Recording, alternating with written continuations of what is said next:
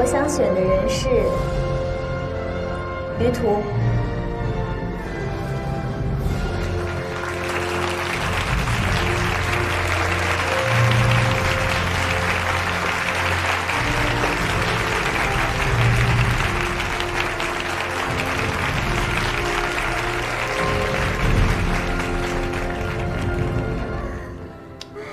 好帅啊！经纪人隐瞒的那么好。哎呀，我们晶晶的朋友当然不一般了。今天有点帅。有点吗？来，帅哥，你站我这边来。我猜一下啊，这位帅哥，你也是。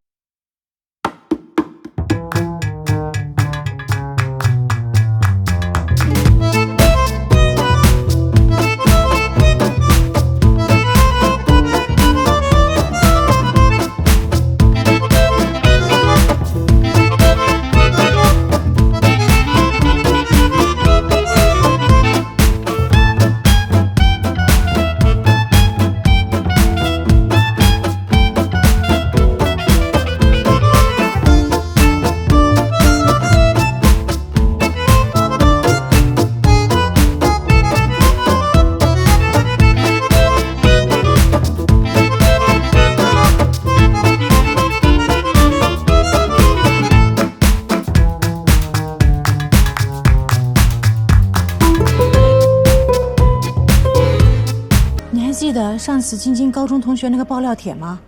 现在晶晶把于老师请上去，又说是高中同学，清华毕业，100%有网友把那个帖子扒出来，然后就会有人猜出来，当初拒绝晶晶的就是于老师。那个帖子还说了，于老师是有女朋友的，晶晶不会被误会插足别人感情吗？其实我觉得主持人说的没错，《王者荣耀》的确是一个可以跨越时间隔阂、可以找回昔日友谊的一款游戏。我在游戏里碰到了不少我当年的老同学啊，还有一些老朋友，大家一起组队开黑一下，又会重新熟络起来。不过呢，现在有很多同学都已经忙于家庭和事业，不像于同学，他多年单身狗，然后最近正好又在放假，所以才想到让他陪我一起来打游戏。于途，你看高中班级群里有人贴了你和乔晶晶的帖子。不是吧？这么帅、这么学霸的多年单身狗啊！哎，你重点偏了。不过我也觉得很奇怪，更何况他游戏打得又那么好。不奇怪，你也是。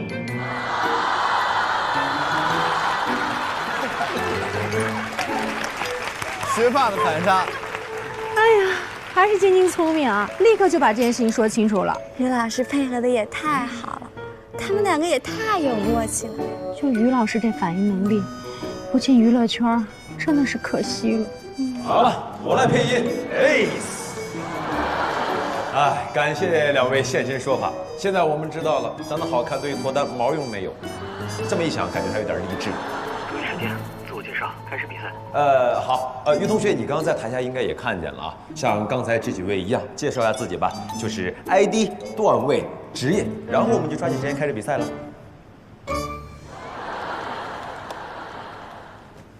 大家好，我的 ID 叫玉兔捣药，段位王者50星，职业是航天设计师。哇，航天设计师太厉害了！造火箭吗？好，我知道。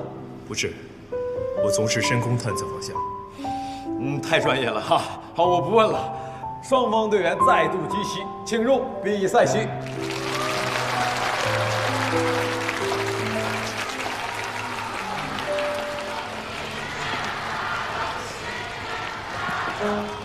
刚才那局我们配合的还不错，这局呢就看他们怎么选，然后我们再随机应变。对了，你会玩射手吗？补一下下雪的位置。我都可以。好。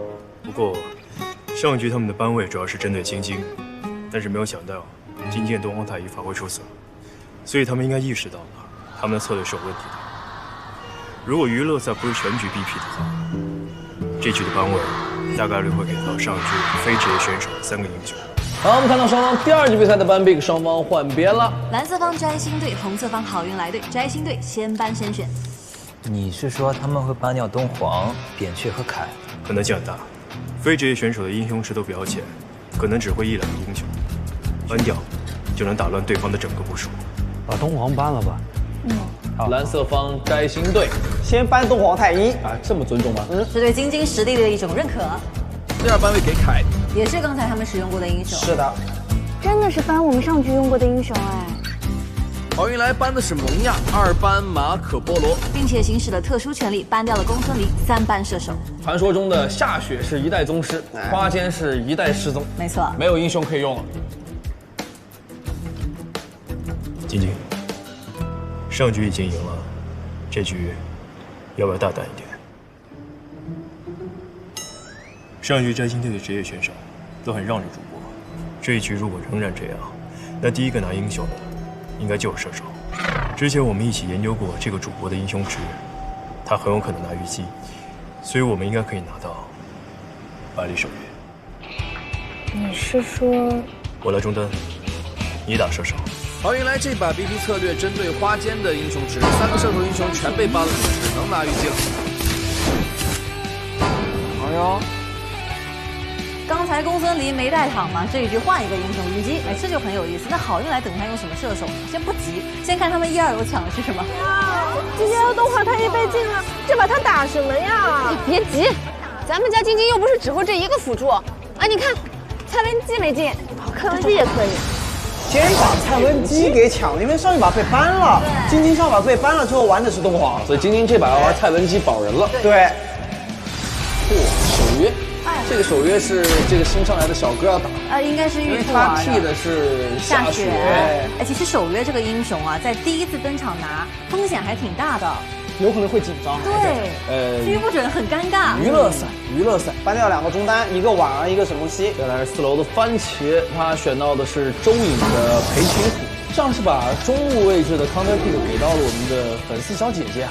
先别急，我们看一下奇珠选择了干将。我觉得奇珠生气了，刚才貂蝉没跳起来。没错，他要拿出他的招牌英雄。是的，最后一手中路的 counter pick， 真的假的？比诸葛亮吗？这么果断锁了，直接锁了。哎呀，直播平台上都说晶晶只会玩辅助，根本就不会玩，就知道抱大腿躺赢。看的，我也看到了，他们都嘲笑晶晶说是混子。看，哎呀，太过分了！谁告诉他们辅助不重要了？因为刚才是扁鹊嘛，还是比较被动的那种法师。诸葛亮还是比较吃操作。等一会儿，法刺。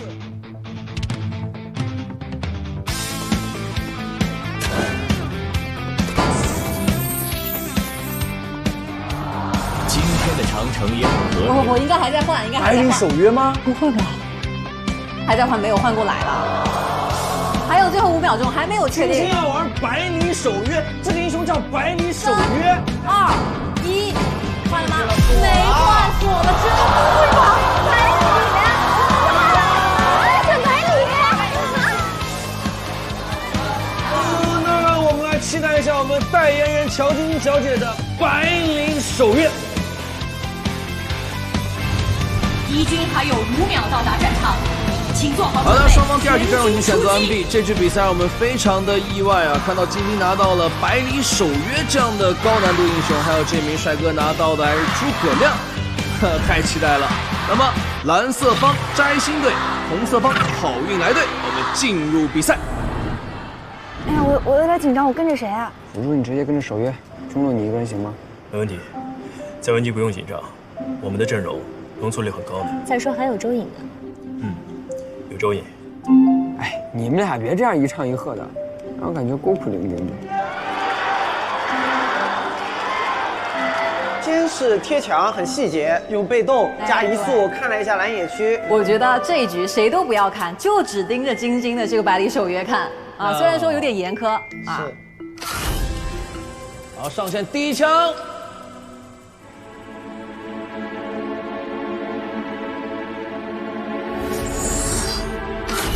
你自己闯进来的。中了！目前100%的狙中率。你看谁家过年不吃顿饺子？也很正常啊。看，我就知道你们不会夸晶晶。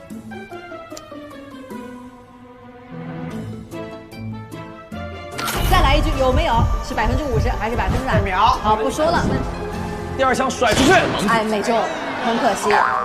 还可以，我觉得还挺准的，表现的不错。其实，在我的预想里，觉得1枪都中不了。幸好第1枪中了，要是连续2枪没中，估计要被嘲笑。偶像包袱这么重？那当然。First blood。哎，你不是在跟我聊天吗？怎么拿了一血？哎，一血诞生了，让我们看一下回放。看到双方中路正常对线，玉兔打得很凶啊！花木兰，你上了吗？你2级啊！太脆了。First blood。哎呦，奇珠，没想到他现在头很痛啊！我对线一个路人中路选手，你上来给了个1血。对。但你别说啊，诸葛亮这样的英雄拿到一个1血会舒服很多，非常顺滑。你打团的时候能不能不要跟我聊天啊？认真点啊！万一因为你浪输了，我的偶像包袱会炸的。啊，不浪了。让我们来一起看一下诸葛亮在拿到了优势之后会做些什么。花木兰的清兵啊，来抓他！来了。引入。哦，直接抓！我们来看人间惨剧啊！这帮人大招都没有崩到，锋芒毕露，直接人杀死了。我来抓人了。干将一技能没了，能杀。来了，再来找这个我这个奇珠一口攻上去，收引一下咬掉，漂亮！好运来中野联动，节奏带得飞起。这开局才几分钟，我们来看一下，经济领先了不少，阵容优势，裴擒虎跟诸葛亮被发挥的淋漓尽致。游戏大家其实我们都知道，周颖是出了名的顺风浪，尤其比赛里都这样，到娱乐赛就浪得更厉害。但没想到的是，玉兔作为一个路人的中路玩家，能跟他配合到这个水平，实力不容小觑。2打5，这你不懂，太自信了吧？诸葛亮这一波也要被少林收掉，裴擒虎作为塔下，这不浪了呀？不是说不浪吗？你们这是浪飞了吧？你平时也没这么浪啊。中单带的。这哪来的默契啊？好运来的中野联动给到了很大的压力，看奇珠的干将再往下面靠，摘星队这波肯定有想法。这波奇珠一看就是冲晶晶百里守约去的，他要小心了。晶晶，干将上去了，注意一下。干将往上走，看到了百里守约，伪装剑没中，大招也不中，大招的开局原地加枪狙的。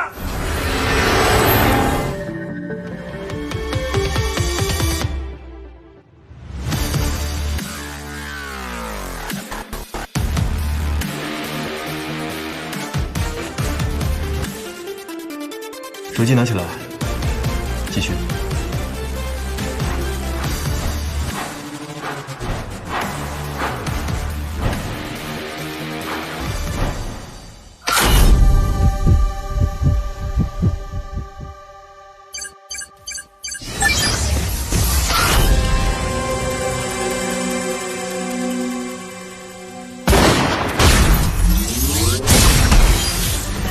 Red team rampage。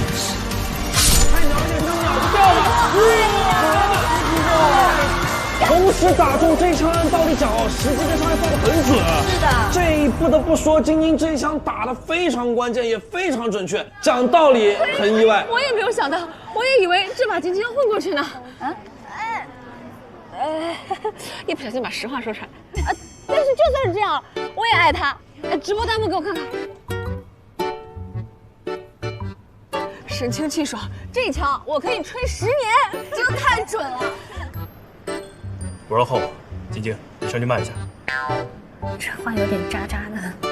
你的血量死不了。来了，本演员已经准备好。我们来看一下残血塔的守约不走啊，要往前走。诸葛亮的包没打掉守约，坏了，张飞手里没大招，闪现踩，再见，有大招，无人能挡，崩掉了。而且你仔细看，他这一波的走位都是有设计过的，他假装撤退，其实是在绕后。这一波结束之后的话，节奏基本上就全部都在红四方手中了。没错。河流，现在经济落后多少？3000多，3000多，还好。花木兰，你现在不要过来了。好，你好好带线。好。速战速决，逼他们打团，别给机会发育。我们现在有优势，可以试试。等边线建塔。那我来开。吕布直接跳大了，这波有点心急了呀！有机会了，真敢啊！一个没跳到，张飞虎3个，赵云1个，反杀，诸葛亮上位前没有切到起步反绕进来。You have been slain. Enemy double kill. Enemy rampage. You have been slain. 说实话，我们的这个路人玩家吕布确实跳的有点早。小熊你是真的虎，哎呀你不是熊。忘了，我大开早了。没事儿，他们很厉害，我会议快出了，待会儿切后排。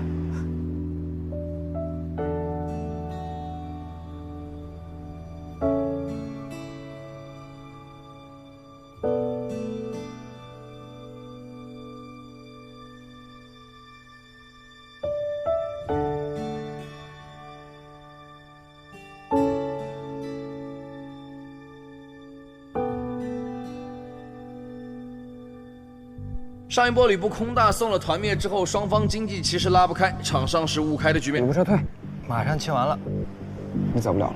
这波吕布走的有点深了，要被抓啊！他没有大，他必死哎！招啥？招大，招完。我位置好，包过去能打。诸葛亮位置还不错，没人看到他。上，这是道送分题。想打赵云的这才是往后拉一步，赵云扎到人，张爱国不可以直接夺，而且不能打赵云再踩，已经能打完2连击破非洲并出3连决胜啊！还有一个，找第4个 Quadra kill.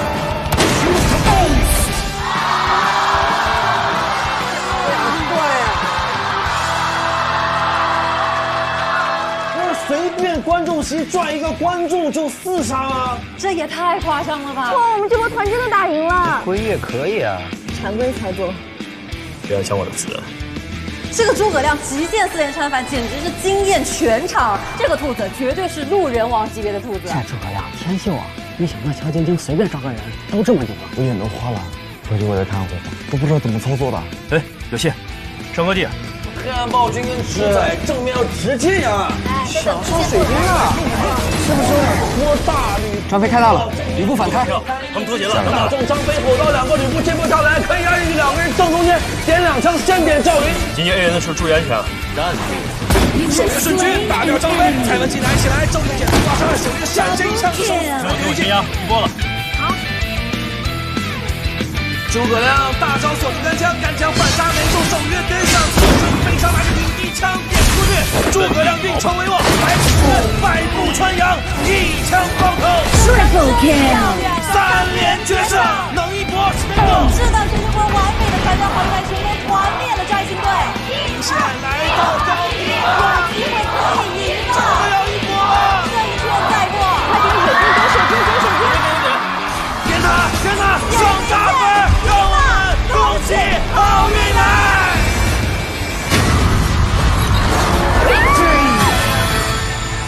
晶晶最后拿到了关键的3杀，完成了自证。不得不说，乔晶晶，你就是最配代言王者荣耀的那一个。然后女主告诉我，你到底是谁？好，让我们恭喜好运来队获得这场比赛的胜利。听起来恭喜他们，再次恭喜好运来！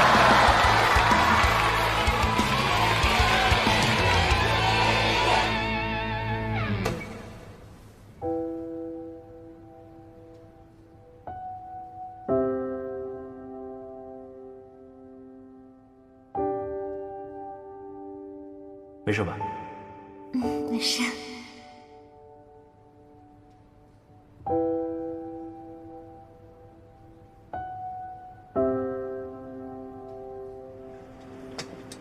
感觉漂亮，厉害，基因好大，厉害，666。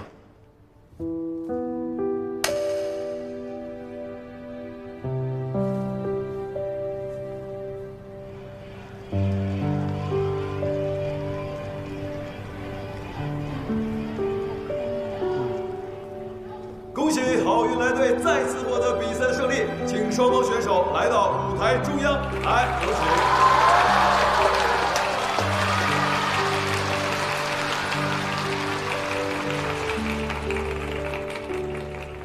好，再次恭喜好运来队。很遗憾啊，摘星队惜败。这次还有什么话要跟我们观众朋友们讲吗？这一把确实挺遗憾的，但是呢，真的非常开心能够来到这里，同时呢，也非常幸运的被我的女神给狙击了无数次。好，那其他小伙伴呢？第2局真的没想到还会输，开始有些轻敌吧。诸葛亮打得不错。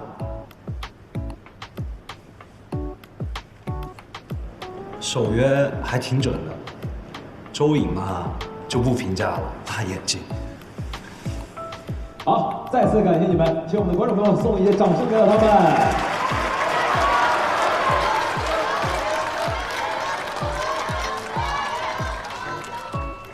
我说金晶是今天选角表现最惊艳的，大家没有意见吧？我知道我们接下来还要进行一轮商业互吹，但是能不能稍微克制一点，让我好接话一点点？那就是女玩家中最厉害的。你别捧杀我行吗？要说最的话，我应该是今天鞋跟最高的。我刚看你差点摔了一跤，所以晶晶你鞋跟还好吗？我的脚，鞋跟儿。我开个玩笑啊，晶晶很厉害，今天一手白带手也太秀了，惊艳到了。平时是不是专门练过？对，我刚看你和你同学配合的也不错，特别是杀诸神那一波。你们平时也这么配合吗？他打诸葛亮，你打守约？其实不是的，他是任何位置都能打，任何英雄都可以，所以一直都是他在教我。刚刚我也看见了，一手诸葛亮走位太骚了。哎，小哥哥这么厉害，有没有考虑来打职业联赛啊？他不行吧？都这么老了。你这是翻脸不认人啊！你忘了他刚才多次支援你的同学情吗？这不是应该的吗？对吧？应该的。怎么办？我都忍不住要尖叫了！哎，我感觉自己不像是来看比赛的，是看晶晶演偶像剧的。我很满意这个姐夫。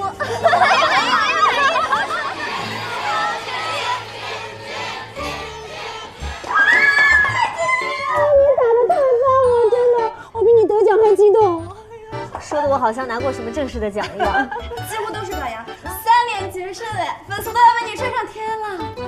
乔老师，一会儿还请您给年度最佳对抗路颁奖，请您到嘉宾席稍作休息。哦，那好吧，我先过去了。先去吧。谢谢你们啊，辛苦了。我今天被晶晶抱了好多次啊。我感觉我要变粉丝了。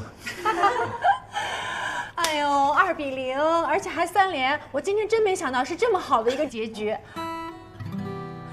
于老师，谢谢于老师，真的幸亏有你，谢谢。不用客气。哦，对了，我们给5位中奖嘉宾准备了一份礼物，另外还可以挑选一个英雄手办，请2位跟我去挑选一下。对了，几位老师可以去休息室休息一下，里面我们也准备了零食和饮料。好嘞，谢谢啊。谢谢老师，我们走吧。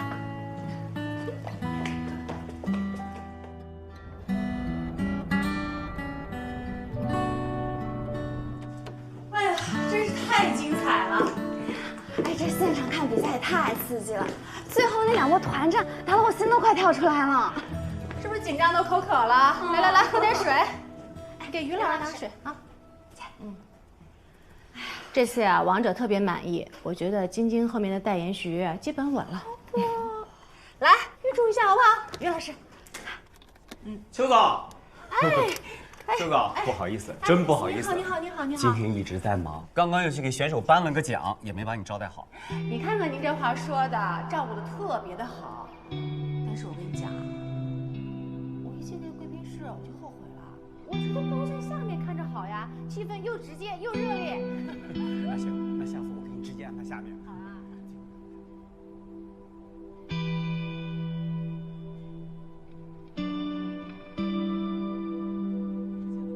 没问题，于老师，那您先坐一会儿，我们去谈个事儿。您忙。来，邱总。好嘞，您请，您看谁呢？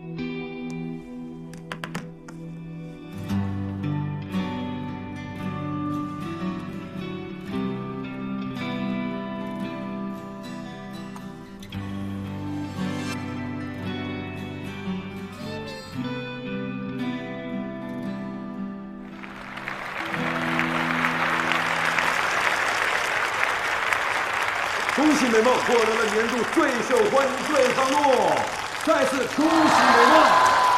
请2位移步台下稍作休息，谢谢。接下来要颁发的奖项是年度最受欢迎发育路，请看大屏幕。乔老师，请您到那边稍作休息，再过半个小时会有一个拍照环节，这边请。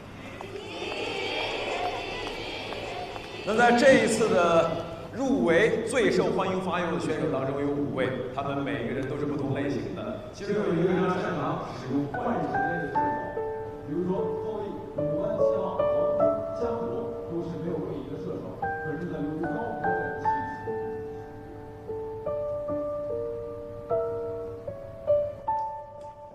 晶晶，你的百里守约真的太秀了，是你的本命英雄吗？是啊，真的太准了，尤其是打骑猪那2枪。其实今天呢，我主要是运气好，还有手感比较好。待会儿你们要走的时候告诉我一声啊，我带你们从安全通道走。好的。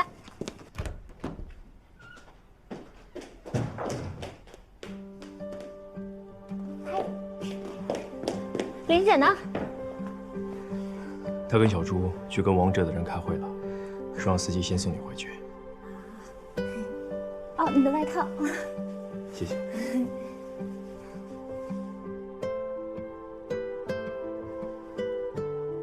你去哪的？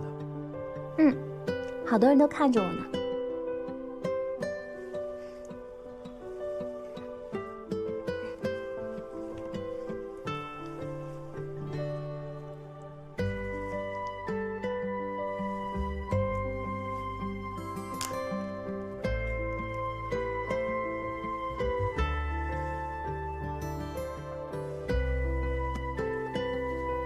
你的手机。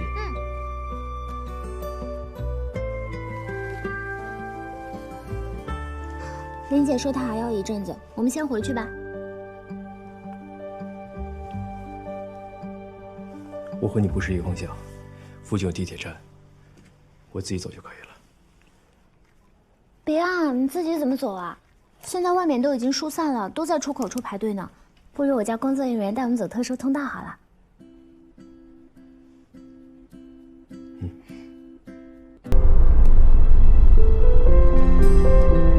乔晶晶同学都这么帅，他们高中颜值是不是要逆天啊？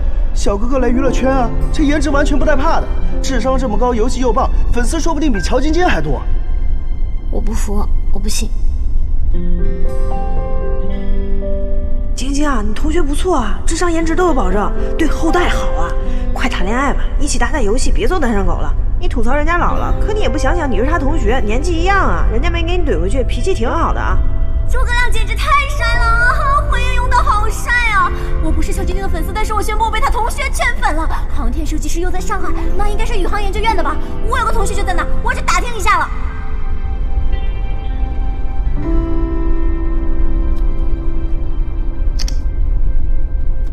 想办法把这个热搜撤下来，要快！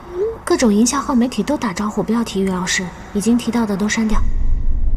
我们没刷呀，这是自然上的。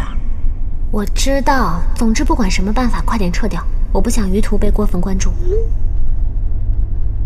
为什么？你都拉他上台了？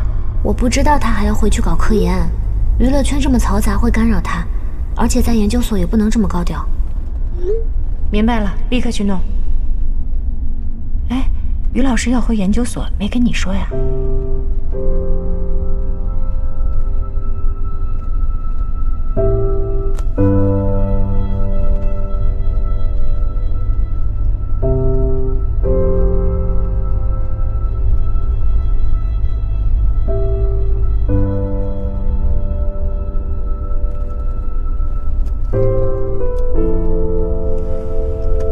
今天好晃怎么没来啊？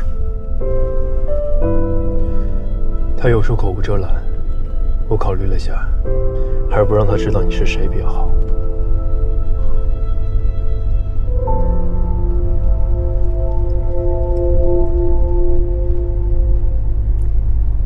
刚才你在台上说你的职业是航天设计师，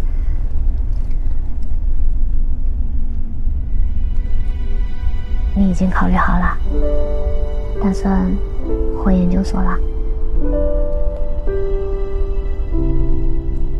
是的。什么时候决定的？去西安的时候。好。那什么时候去上班呢？明天。这么快啊？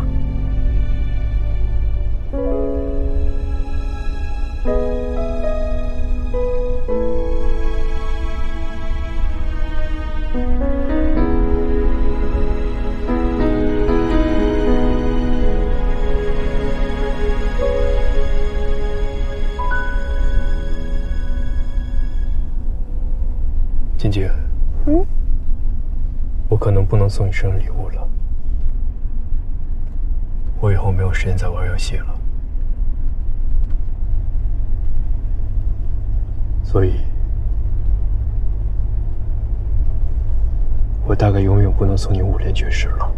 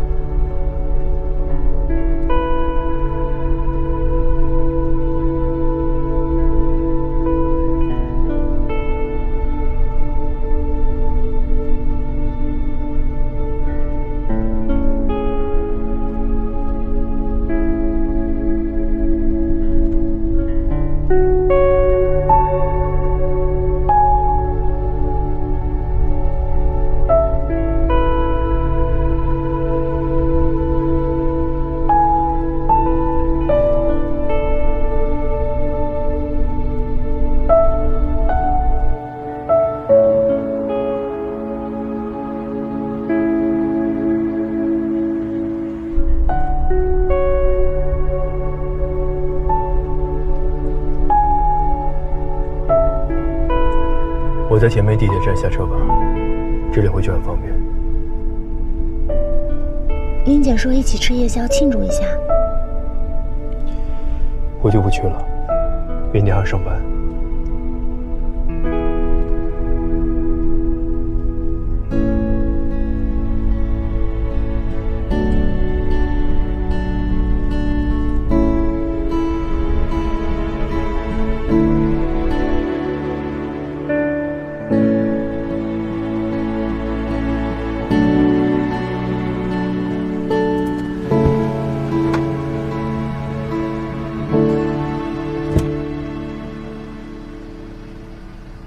再见。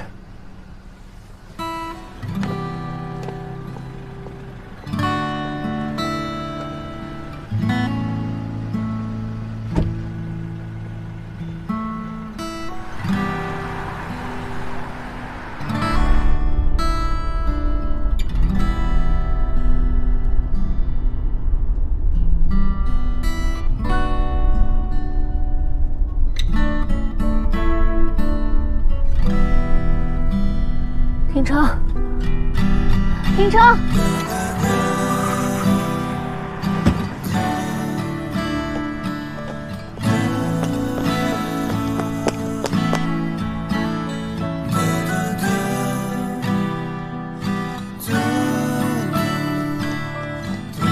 别动啊！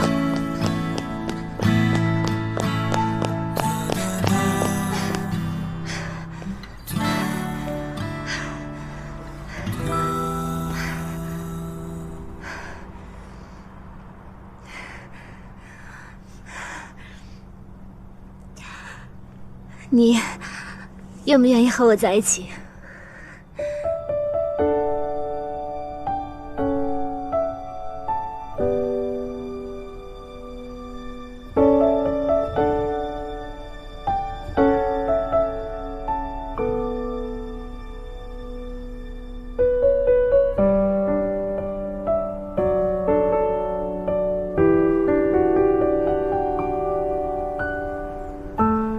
晶晶，你属于耀眼的世界，而我属于另一个世界。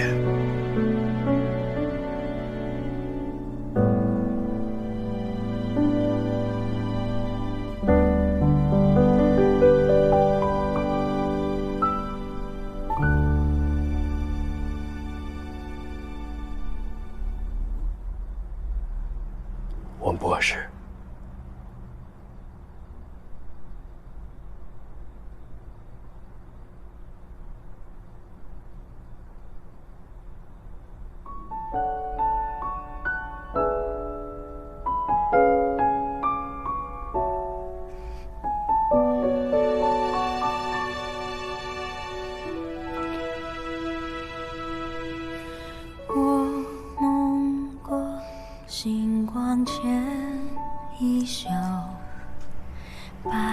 再也不会问你为什么。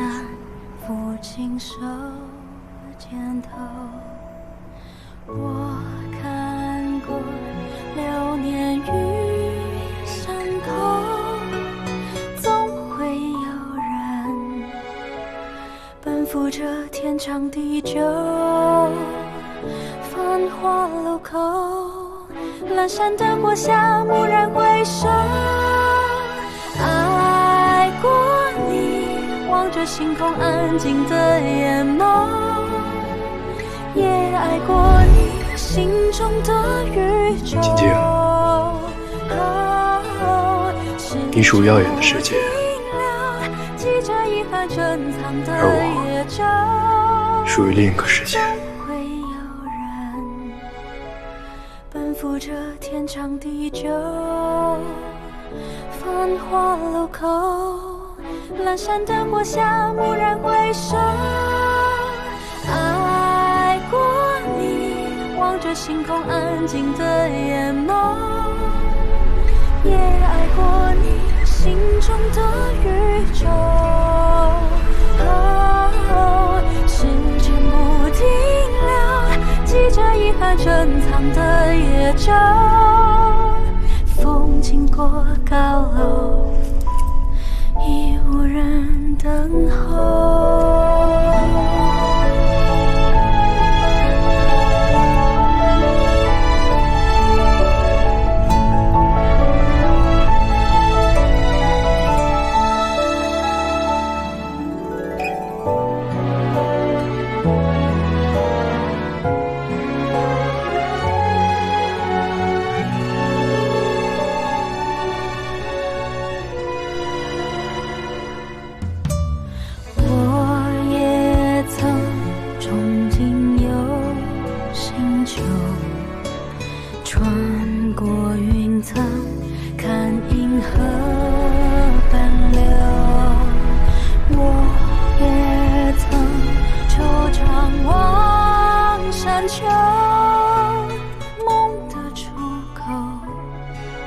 会不会通向星空尽头？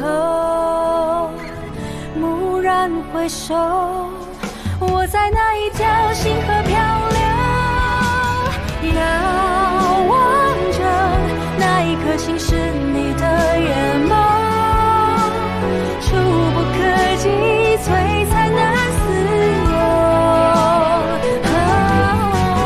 光阴不挽留，好像时过境迁的春秋，风轻松自由，我倾听岁月温柔。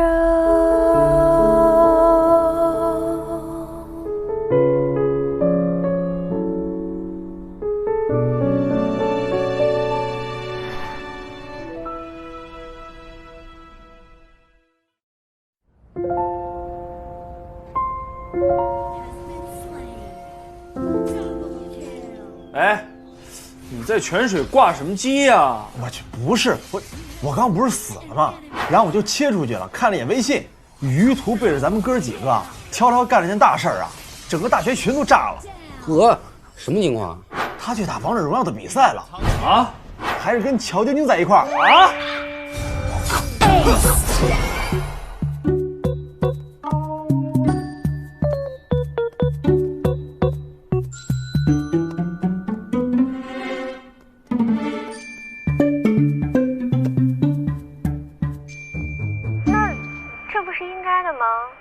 对吧？应该的。哥几个在群里说话不方便啊，我建了个小群，你们听一听那个乔晶晶的声音，耳熟不耳熟？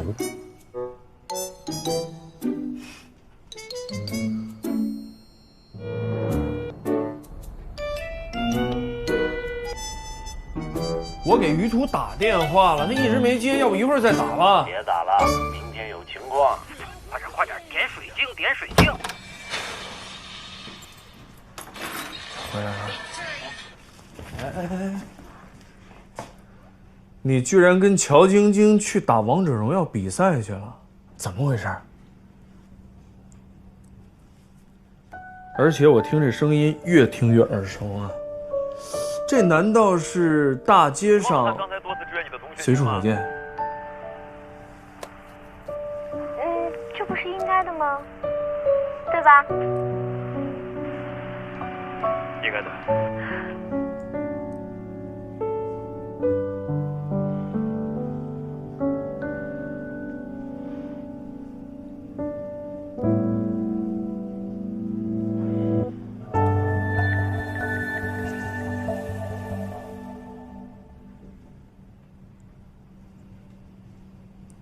再讲到了。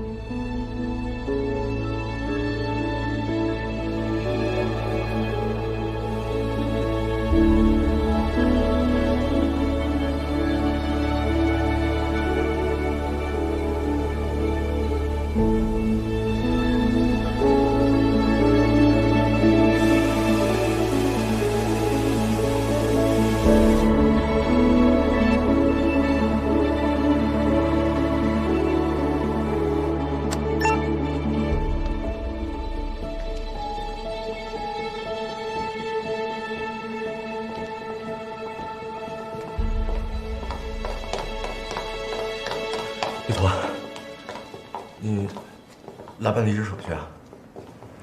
回来上班。真假的？你不走啊？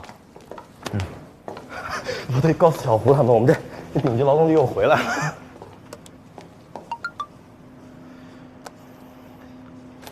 玉坨，你到我办公室来一趟。哎呀，我怎么说你也不听啊！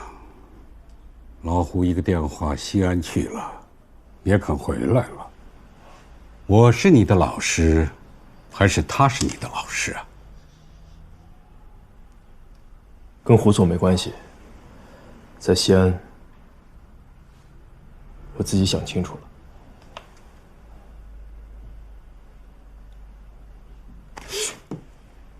老胡说，你延长了假期。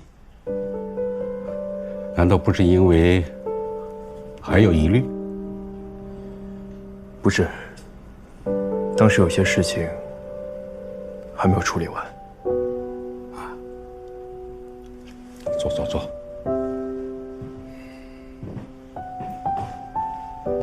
玉坨，上次我跟你说的话，你不要放在心上。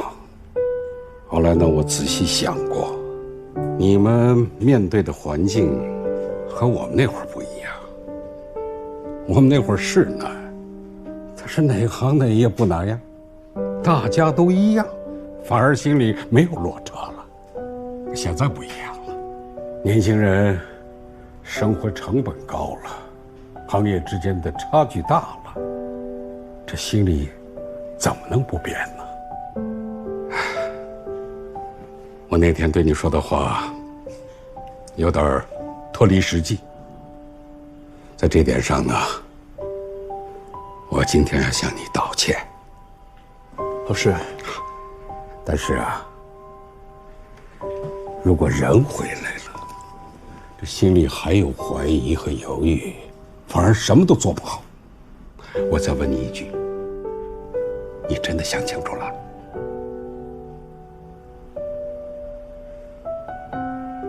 我会全力以赴。好，那就好啊。我们航天队伍越来越年轻了。哦，前几年北京那边还有一个35岁就当上了总师的。我真的很希望你能够朝着这个方向努力。哦，关在怎么突然病了？不要紧吧？他说没什么事儿。叮嘱我，让同事们别去看他。这个人呢，就是这个脾气。不过他的工作，你们要多担着点儿。好，你去忙吧。哦，对了，那天那个女孩子，我听我太太说是个明星。这姑娘不错呀，讲话呢还有点道理。你的终身大事也该考虑一下了。我看她不错，你应该积极一点。老师，我凭什么呀？凭你的本事啊！哎，我真是看不懂了，你一个堂堂的未来总师，名校毕业，怎么就配不上一个女明星啊？就是因为钱？这样说吧，就算你年薪100万1000万，恐怕你也没有人家挣得多。我们航天是最浪漫的职业，这个你还不明白吗？怎么会有你这么个东西呀？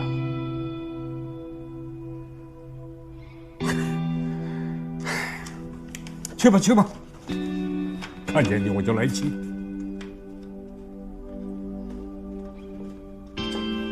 回来，我真给你气糊涂了。刑事器的改进工作已经完成，我正好有事儿要去总装，顺道呢，和你们一块儿过去看看。张院士，张院士，你走。出发吧。李总，你真的不走了？真的。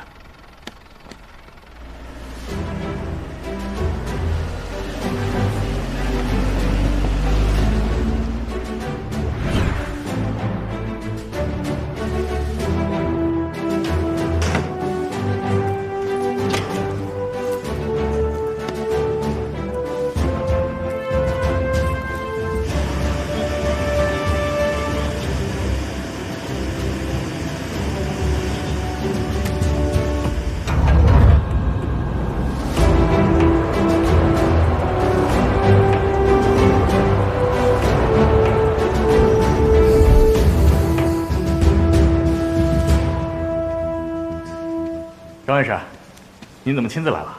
有点别的事情。另外，这次巡视器的状态确认工作，他们总体的主任设计师在其他的型号上有任务，关在又忽然病了，我们安排由于途牵头来完成。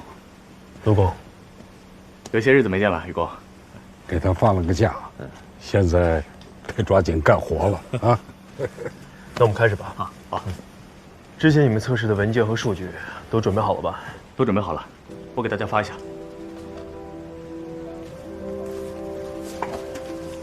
你看，就是这个点。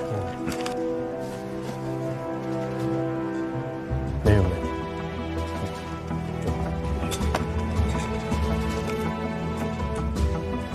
大家先看一下这个巡视器。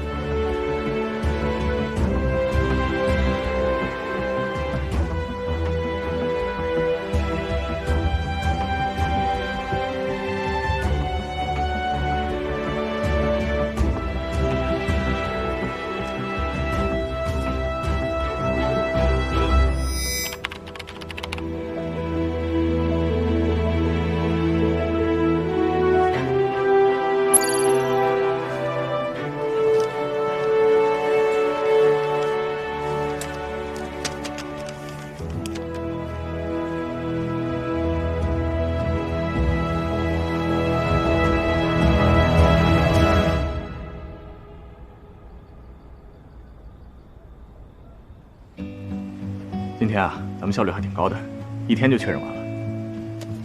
来，哎呀，辛苦你们了，陪我们加班到现在。嗨，这都是家常便饭。明天10点前可以送到星表模拟实验室吧？明天可以。来，麻烦你们了。哎，慢走，慢点。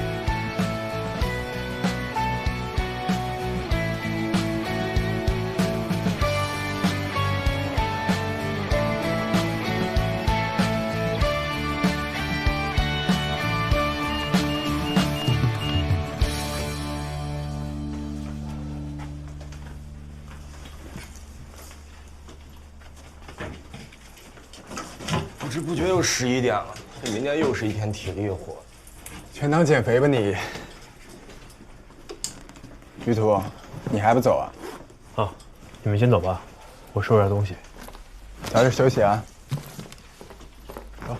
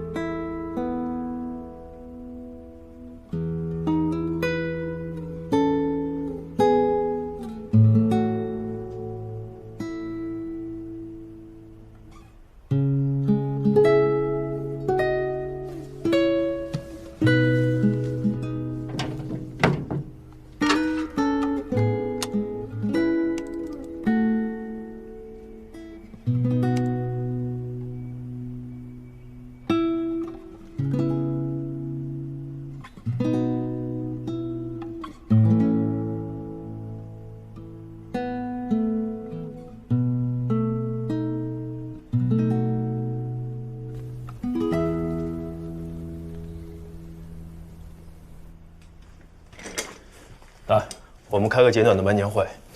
今天的试验项目主要是做速度能力、转弯能力的实验，还有极限移动能力的实验。把这些事儿商量一下。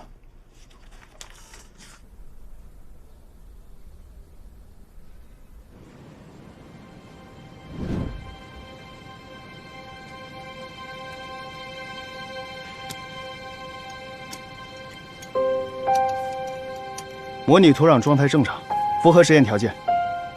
开始做直线移动实验。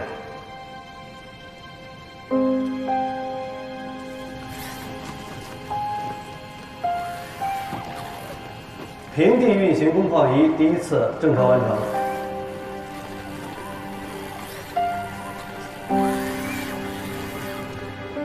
平地运行工况仪第二次正常完成。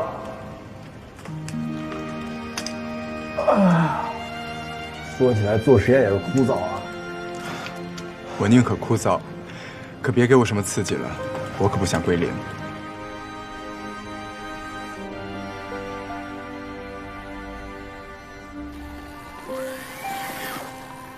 平地运行工况3第5次正常完成，下面准备爬坡测试。爬坡实验条件已具备，实验开始。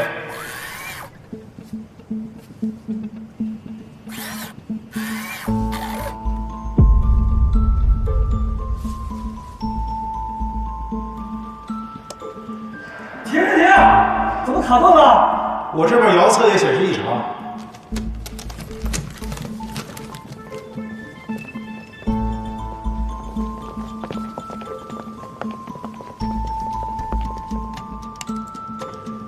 遥测数据怎么这么乱？我们复现一次，把上一个工况再做一遍。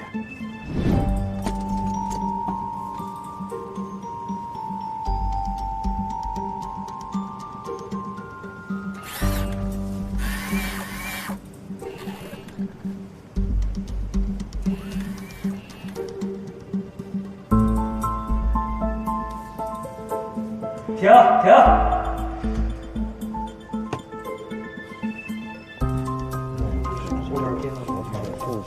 各位，我看了一下验收时爬坡的测试数据，当时应该是没有问题的。每个人呢，对自己的单机状态进行确认。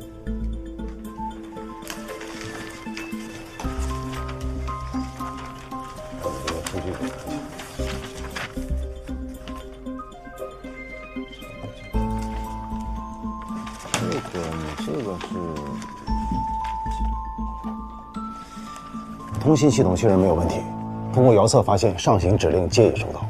综合电子也确认没有问题，已经正确的把指令发送给了移动装置。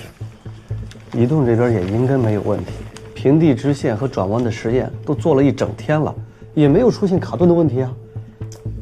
把你们今天的测试结果报告和图纸拿来看看。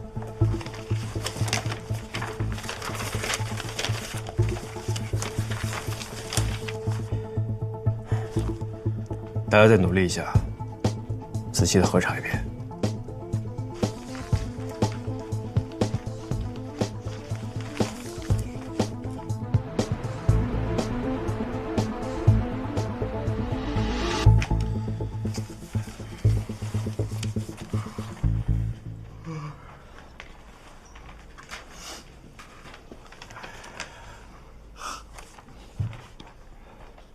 大家今天先休息，明天清醒一点，我们再讨论。希望明天导弹机都找出来了，要不然我女朋友生日就好看了。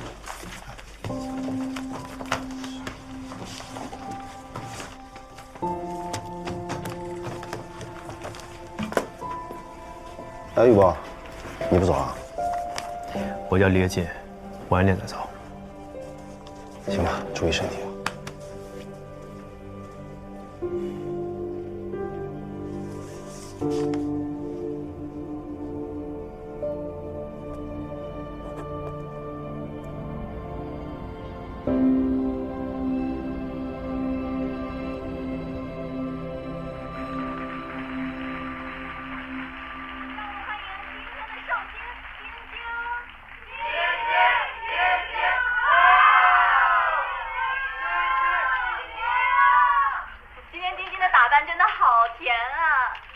今天要见大家嘛，所以想打扮的甜一点，这样可以方便卖萌。你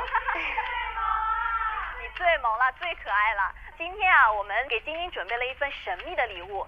可是我收礼物是有原则的呀。知道，我们晶晶是不希望大家花钱。那想先问一下晶晶啊，今天生日有收到什么特别的礼物吗？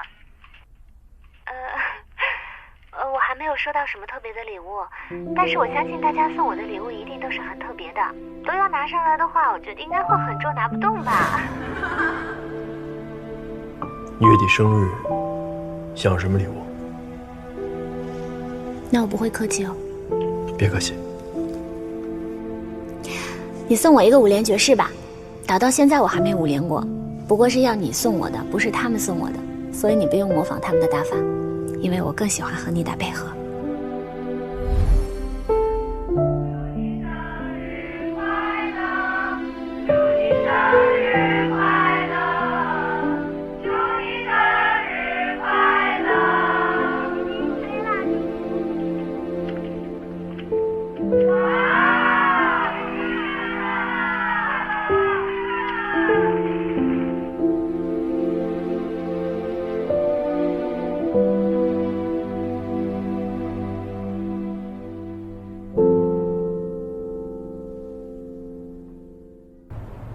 昨晚，我查看了一下各分系统的详细设计报告和图纸。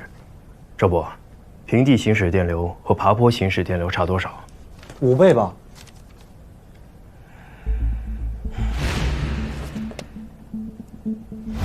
问题应该是在这儿，所以现在最怀疑的是电磁干扰的问题。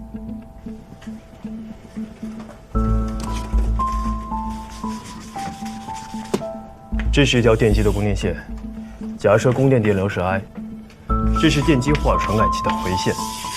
这两个线之间的距离，在设计建造规范中是1.6毫米。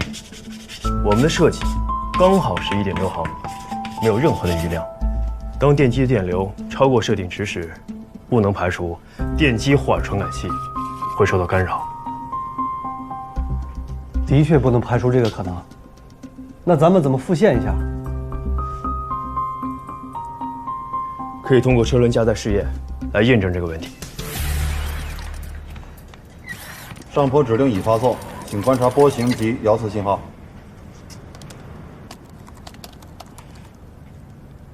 车轮行进速度不稳定，同时电机霍尔传感器出现异常毛刺。现在电机是 PWM 控制状态，展波频率90几十 K。刚才看了一下，挂砝码时电流能达到1安斗。电机霍尔传感器和电机的3象限的确离得太近了，所以会把电机霍尔传感器干扰出这么多毛丝。那下一步就是把信号线和电机线分2个方向走。上坡指令已发送，请观察波形及遥测信号。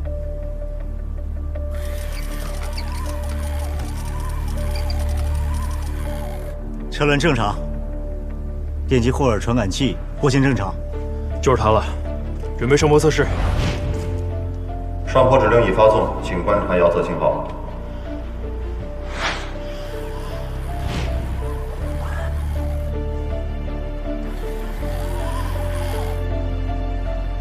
车轮行驶方向正常。看来找对原因了。大家辛苦啊，多试几次，确保没问题。好嘞。张工，早点下班吧。啊？不是你女朋友生日吗？行，大家辛苦啊，我明天多加会儿啊。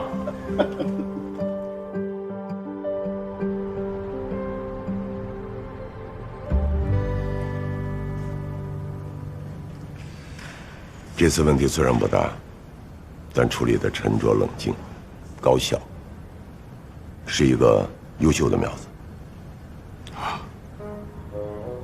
还可以吧，还需要磨练。